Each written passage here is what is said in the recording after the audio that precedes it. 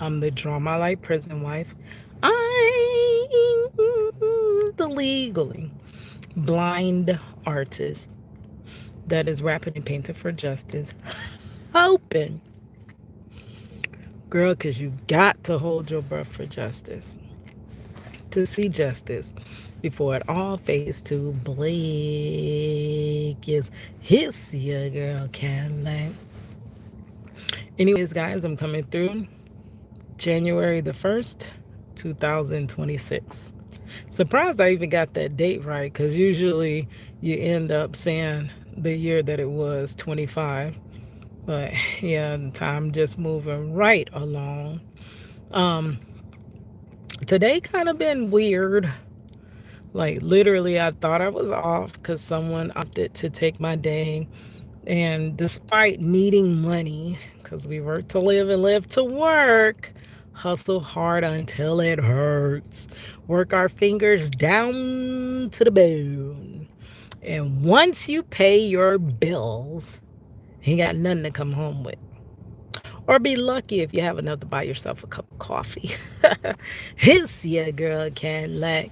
But yeah, so despite saying no, I turned around and was like, yeah, you can have the day. I got some more stuff to get done. Hair still not done. Look at that bird up there. Locks, the roots are a mess.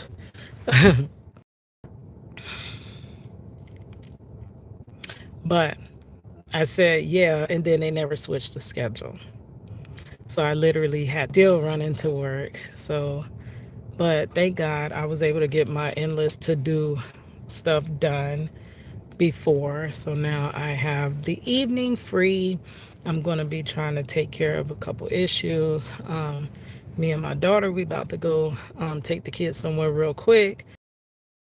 I have to prepare for my family that is coming from Chicago and yeah, so I don't have a lot of time. She's actually going to be calling me momentarily to head to her so that we can go on and settle everything. Um, Last night, spent the evening looking for a car wash that was open. And my sister was like, you got to have your car clean because, what if someone has to ride in your car? And I'm like, girl, I really ain't got the time for it. For me, I clear out my car, but I don't have the time to clean my car or to ride around in my car the way I would like to. But girl, sometimes we spend it's like for me, I'm like, which slot can I put my time into? Because I only have this much time. It's precious. So if I put all my time into keeping my car clean with all these kids that be up in here, the grandkids and the other ones, and people stuff in your little door, and then be like, it wasn't me. I ain't did it. I ain't did it. They eat, leave their stuff in your car, and then it's the reflection on you because it's your car. Or going, day to day to day to day, seeming like I ain't never got a break. If I am off, I'm running to visitation or whatever. So, or doing some with the kids. I literally have not a slot of time for myself. So the car ends up reflecting that. Your environment ends up reflecting that. Your house ends up reflecting that. It's not a mess, but it's not what you would want it to be if you were spending the proper time. So I think the enemy is like siphoning our time, allegedly, so that we only have so much time. And with so much time, he wants us to choose the wrong things to do with our time. I'm more so on trying to progress up out of this workshop. You know what I mean? Or trying to find my purpose in life that I'm like, girl.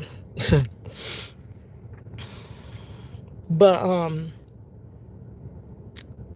so I was thinking about almost kind of goes with this but doesn't.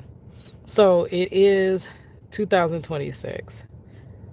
Me and my cousin, I keep telling you about this conversation. I don't know how, but glory be to God, we were able to tie up every single conversation from almost our whole lifetime within a couple of hours of talking on the phone. Had a real long talk.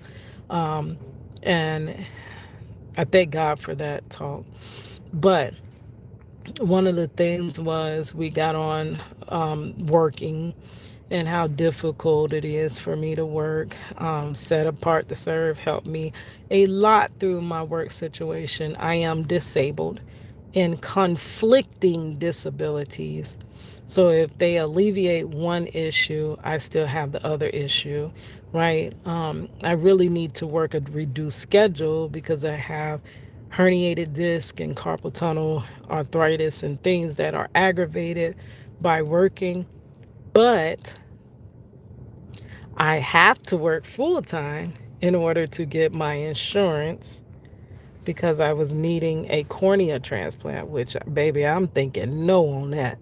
I think the only way I will get the cornea transplant in this at this point in my life is if that I just decides it's going on its own. I will not be opting for no cornea transplant. I don't think I could do that. Not after seeing me lose two loved ones from having procedures that they wanted for a better quality of life but didn't necessarily have to have.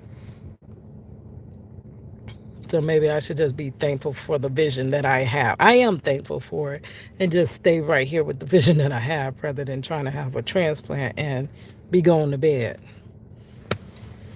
And there is no pun intended, but that's exactly what happened to my cousin.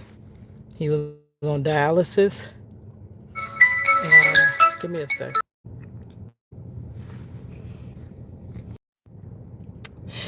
Okay, but anyways, got sidetracked.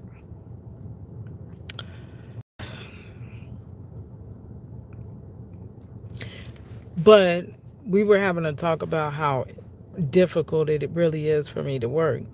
And my cousin was like, well, why don't you just apply for disability? And I previously was told that getting disability, I would not get the insurance that I need for the transplantation. So I would always need to keep insurance just in case that day. And I would need to get that level because it's the top tier of insurance that I have to cover that. And to get that, I have to work full time. So you see the stuck behind between a rock and a hard place. I have to work, but I cannot work. So my cousin was like, well, did you ever apply for disability? And I was like, I was trying to through a lawyer, and they was like, but you work too much to, they won't approve you because you work too much. And I'm like, I work in pain. I'm barely able to work. Like I'm covered in doctor's notes. It was so hard. It was so difficult. It's been one of the worst challenges of my life beyond my husband being wrongfully incarcerated, trying to work and take care of and raise my child with not only a single mother income, a disabled person's income that can't make what their potential, I can't make what I have the potential to make because I have been disabled since I was 22. And on top of being disabled, I had people, oh, does she really have a doctor's note? Oh, does she really? Because they had to accommodate me. Oh, like it's been the most. So he's like, Keita, why don't you just apply for a disability? Like I said, the lawyer was like, well, you work too much to even qualify. And I'm like, but if you knew what I really went through. And it was like, well, on paper, it looks like you can do it. So they're going to deny you.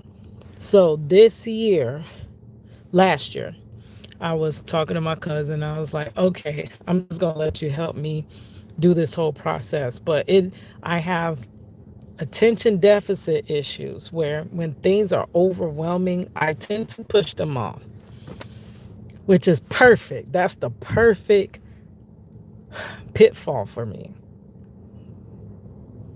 It's so genius how strategically things in my life have been set up for me to fail. But it creates so much anxiousness, overwhelm, that I kind of push things out. But then I'll pick a date and I'm like, well, I cannot push it past this date. At this time, I'm going to have to focus in on this, right? So I told him that, okay, when New Year's come, I'll let you help me um, do the applying process for the disability. We crossed into the new year, 2026, and my cousin was not with us. He passed unexpectedly December the 15th. So, had I not had that pitfall and spirit of procrastination, he possibly would have already, we would have already been applying, and but me trying to put something off until the new year, which I think in this, my lesson to others, because I feel like I hit a lot of pitfalls so others don't have to, is don't put things off.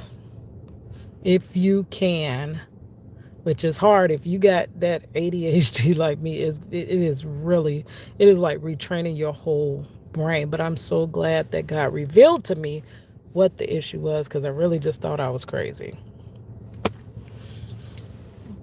But if you can help to not put things off, don't put things off, because we're not guaranteed the next moment. All right, guys, I will talk to you later. It's your girl, Ken.